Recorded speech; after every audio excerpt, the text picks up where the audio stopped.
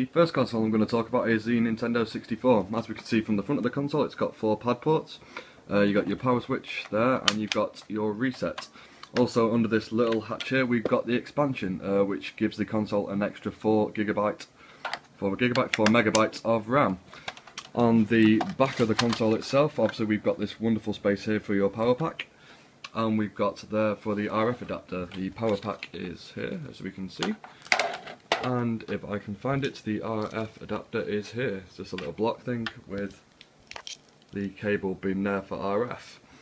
The console itself had a bizarre shaped pad for the time, but was revolutionary in my own opinion. We have our usual D-pad, up, down, left, right. We've got 2 shoulder buttons. We also have this wonderful analog sticks which give 8-way direction, A start, A B, up, down, left, right, C buttons. The controller itself also supported the memory cards for the console, which we can pull out here. Let's have a quick look, and it goes into the slot.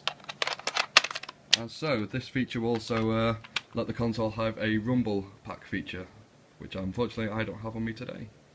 The next console is the Sega Dreamcast. As you can see, the same sort of rough design.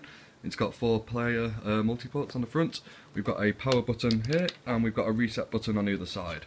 The back of the console itself, we've got our AC in, which is for the power supply, the AV out, and it was the first console to have a Ethernet port built in with a modem to play online games.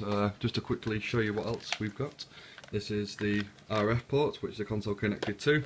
And we'll take over here to one of the control pads. As you can see, the button layout is quite familiar, missing the second analog stick, which an Xbox or an Xbox One would have. But we've got our D-pad, our C-stick, the 4 buttons, a start.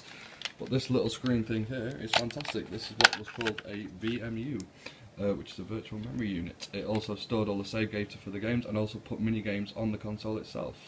As you can see, it's got a sleep mode, a start, a little D-pad, and A and B for mini games. And last but not least, we've got the Nintendo GameCube. As you can see, 4 ports at the front for multiplayer. We've also got the memory card moving from the Nintendo console onto the front of the console. And here we've got our reset, our open. It had 8mm discs, so in terms of length, it's tiny.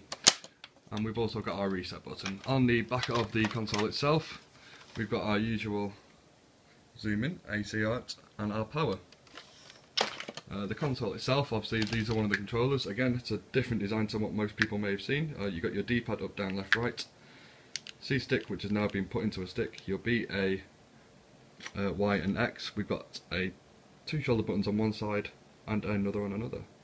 So there's a rough collection of the 3 consoles and bits and pieces. Obviously the Nintendo GameCube, we've got GoldenEye, which is fantastic.